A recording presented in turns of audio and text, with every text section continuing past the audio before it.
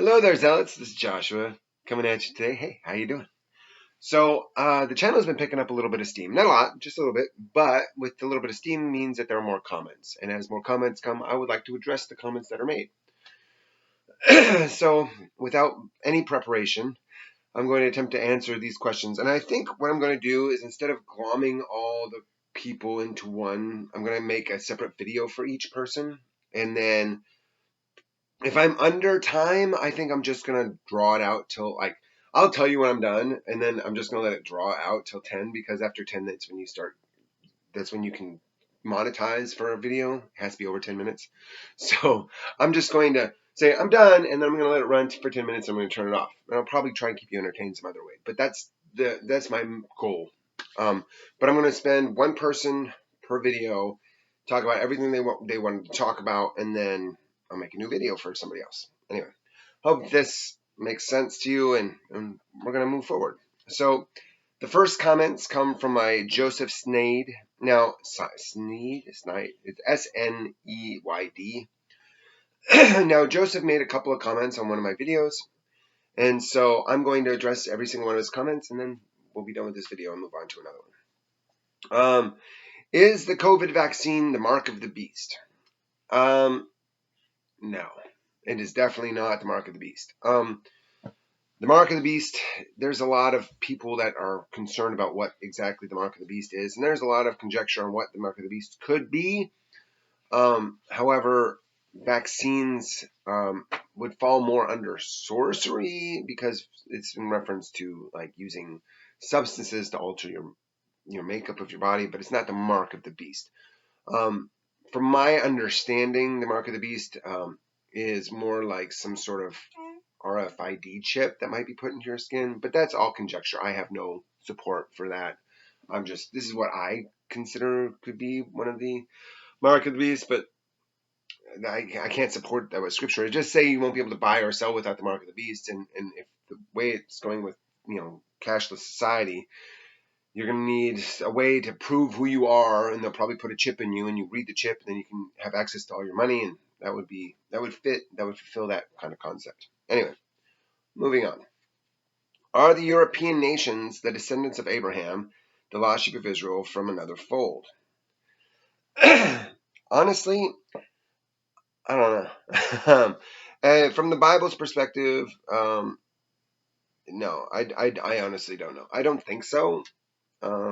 There were other people in the time of Abraham, and I don't think that the Europeans are from there's a lot of people that were the nations of the world that were derived by Abraham. But when it comes to historical events, I'm not the most knowledgeable. My area of expertise is more about understanding biblical principles and applying concepts. It's not really like historical events and how they affected. That sort of thing is not my cup of tea, but I dabble a little bit, so I hope that helps a smidge. Does a minister have to marry a virgin like the high priest does? Now, what he's referencing is the Jewish. There's a Jewish law that you're supposed to marry. The women are supposed to marry, and men can marry, and they can marry a woman that has been a widow, and they can marry a virgin. And but the priests are only allowed to marry virgins. And why are they only allowed to marry virgins? Well, because you have to understand in the Bible, it's all about. There is a link the Jews had between idolatry and adultery. And with this mentality of idolatry versus idolatry, if you are a man and you are with a woman that has been with another man, she is technically committing idolatry against her first husband because she's sleeping with another man. Since the priests are supposed to be focused only on God, they are supposed to be the example of worshiping only one God. They cannot be idolaters. And so in a like manner, their wives cannot be idolaters. So therefore, they would only have to be with one man, only focused on one man and have only one man. Does that make sense? So as a physical representation of their dedication to God, they would be physically dedicated to their husbands for their entirety of their lives, and no other man can they be with. If that makes sense. So that's the reason why priests in the Old Testament we're supposed to be with virgins. Now, Jesus Christ paid for all sins. Now, is it a sin for a man to sleep with a woman that's not a virgin? No, it's not. It's if what is a sin is a man sleeping with another woman that has a husband. That would be a sin. That's idolatry. If a man sleeps with a woman and then fails to commit to her, that would be idolatry or fornication. That would be fornication. And these are the things we have to avoid. But it's not a sin for a man to have sex with a woman that has been abandoned by a husband. And it's not a sin for a man to have sex with a woman that is a widow. It's as long as they are willing to commit to that woman for life, and as long as they are willing to give them babies and provide for them, then there's no sin in any of that. So here's another question. It's does a minister have to marry a virgin? Okay, so is a minister like a priest? Well, kind of, but honestly, when you talk about minister, and I want to get more clear about this, is that because there are 5 gift ministries.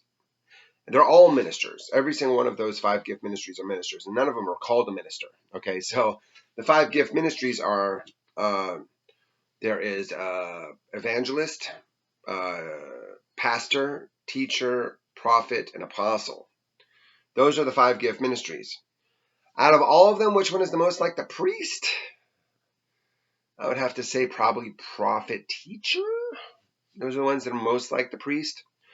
Do they have to be married to a virgin? No.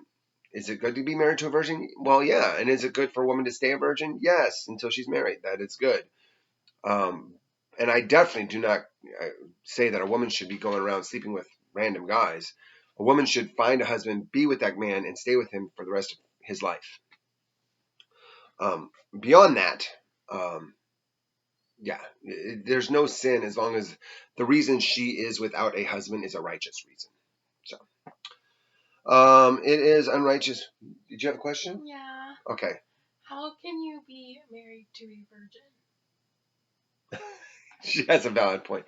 So you can be betrothed. You can be betrothed to part. The only reason she's not on screen is because her head's not covered properly. Yes. So, how can you be betrothed to a widow? She has a valid point. You cannot have sex with a virgin. How can you be married to a virgin? You can't be married to a virgin. In the biblical terms, there's a parthenos. The parthenos is the word used for virgin. And as soon as you have sex with a virgin, she becomes your wife, and that is basically marriage. So yes, you are right. You cannot marry a virgin. You can have sex with a virgin, and they become your wife. Yes. Well. What? Yes. What? Yes.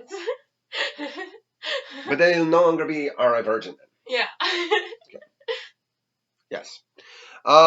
Is it righteous to have sex with, take a prostitute if she is repentant?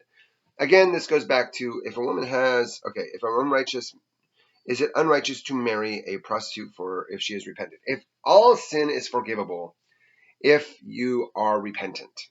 So if a man wants to marry a prostitute and she is repentant, well, of course, forgive her for her sin. And if God directs you to, totally marry her. There's actually evidences of prophets in the Old Testament marrying a prostitute as a kind of like a commentary on the state of Israel.